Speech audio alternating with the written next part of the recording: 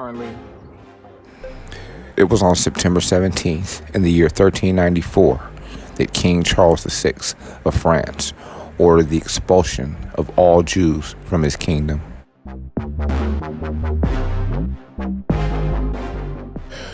The culmination of a series of anti-Semitic orders from the monarchs of France, the order outlived the monarchy and remains one of the major contributing factors to the tiny percentage of the French population that identifies as Jewish.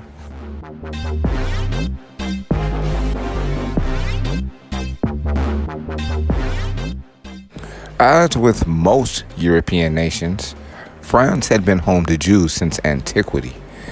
Also, as in the rest of Europe, the Jews of France faced frequent discrimination and persecution.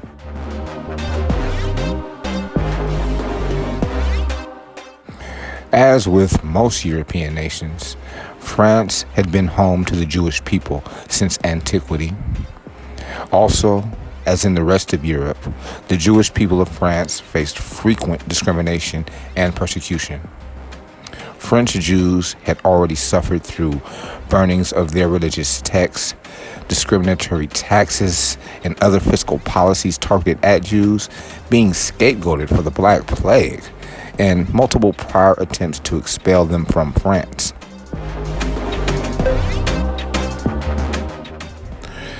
Various cities in France independently expelled Jewish people throughout the 13th and 14th centuries. Jewish people were formally expelled from France in 1306, and their lands were confiscated by the government.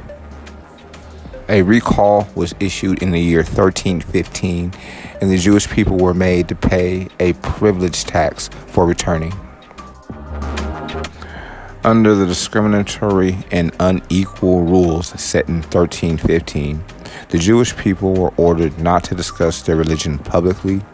They were made to wear a badge identifying themselves, and cautioned against committing usury, an accusation often leveled at Jews based on racist stereotypes.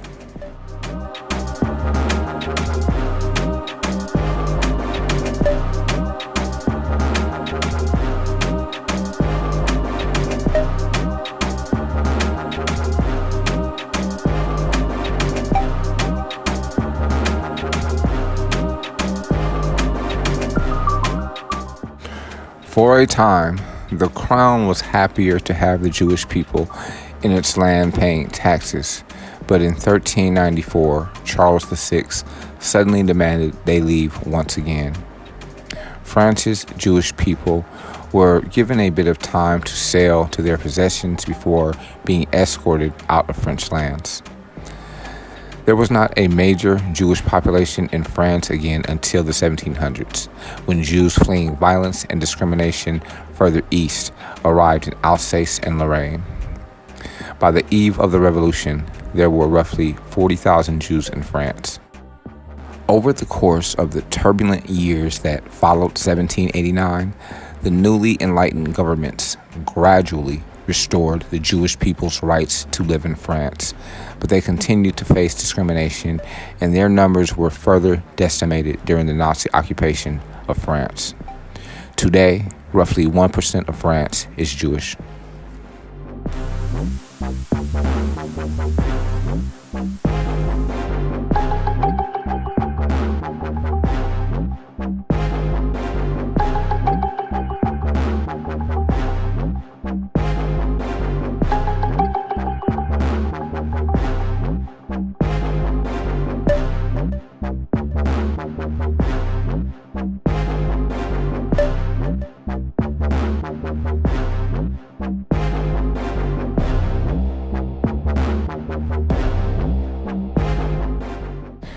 On September 17th in the year 1976, NASA publicly unveiled its first space shuttle, the Enterprise, during a ceremony in Palmdale, California.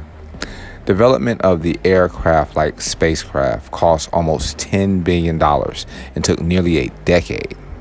In 1977, the Enterprise became the first space shuttle to fly freely when it was lifted to a height of 25,000 feet by a Boeing 747 airplane and then released, gliding back to Edwards Air Force Base on its own accord.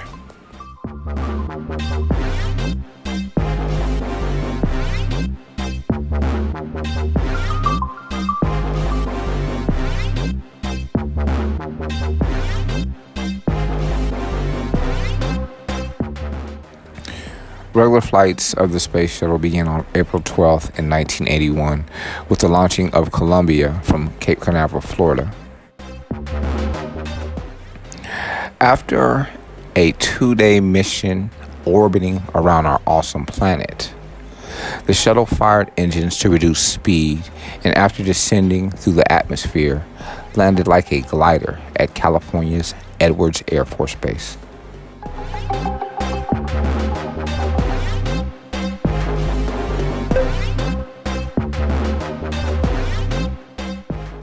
Early shuttles took satellite equipment into space and carried out various scientific experiments. On January 28th in 1986, NASA and the Space Shuttle program suffered a major setback when the Challenger exploded 74 seconds after takeoff, and the 7 awesome astronauts aboard continued their eternity. In September of 1988, space shuttle flights resumed with successful launching of the Discovery. Since then, the space shuttle has carried out numerous important missions, such as the repair and maintenance of the Hubble Space Telescope and the construction and manning of the International Space Station. A tragedy in space again rocked the nation on February 1st, 2003, when Columbia, on its 28th mission, disintegrated during re-entry. All 7 of these awesome astronauts also continued their eternity during this mission. In the aftermath, the Space Shuttle program was grounded until Discovery returned to space in July of 2005, amid concerns that the problems that had downed Columbia had not yet been fully solved.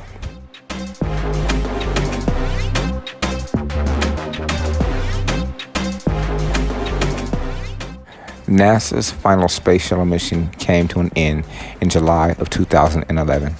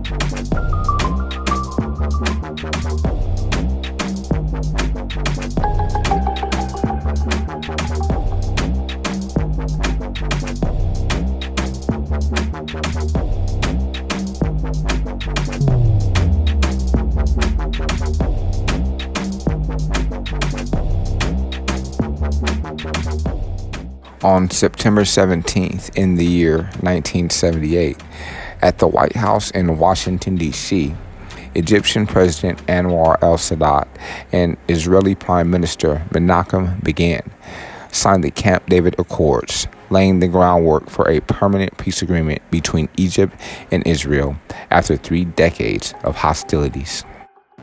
The accords were negotiated during 12 days of intensive talks at President Jimmy Carter's Camp David retreat in the Catoctin Mountains of Maryland.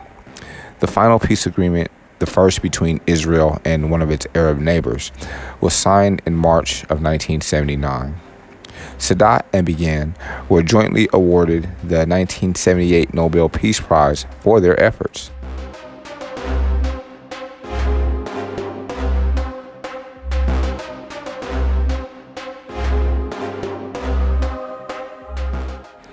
A state of war had existed between Egypt and the State of Israel since the establishment of Israel in 1948.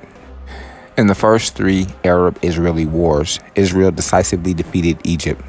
As a result of the 1967 war, Israel occupied Egypt's Sinai Peninsula, the 23,500 square mile peninsula that links Africa with Asia. When Anwar al-Sadat became Egyptian president in 1970, he found himself leader of an economically troubled nation that could ill afford to continue its endless crusade against Israel. He wanted to make peace and thereby achieve stability and recovery of the Sinai. But after Israel's stunning victory in the 1967 war, it was unlikely that Israel's peace terms would be favorable to Egypt. So, Anwar Sadat conceived a daring plan to attack Israel again, which, even if unsuccessful, might convince the Israelis that peace with Egypt was necessary. In 1972, Sadat expelled 20,000 Soviet advisors from Egypt and opened new diplomatic channels with Washington, which, as Israel's key ally, would be an essential mediator in any future peace talks. Then, on October 6th in 1973, Egyptian and Syrian forces launched a joint attack against Israel. It was Yom Kippur, the holiest day of the year for the Jewish people, and the Israeli forces were taken entirely by surprise. It took more than a week for Israel to beat back the impressive Arab advances. A U.S. airlift of arms aided Israel's cause, but President Richard Nixon, our nation's 37th president, delayed the emergency military aid for 7 days as a tacit signal of U.S. sympathy for Egypt. In November, an Egyptian-Israeli ceasefire was secured by the United States. Although Egypt had again suffered military defeat against its Jewish neighbor, the initial Egyptian successes greatly enhanced Sadat's prestige in the Middle East and provided him with an opportunity to seek peace. In 1974, the first of two Egyptian-Israeli disengagement agreements, providing for the return of portions of the Sinai to Egypt, were signed. And in 1975, Sadat traveled to the United States to discuss his peace efforts and seek American aid and investment.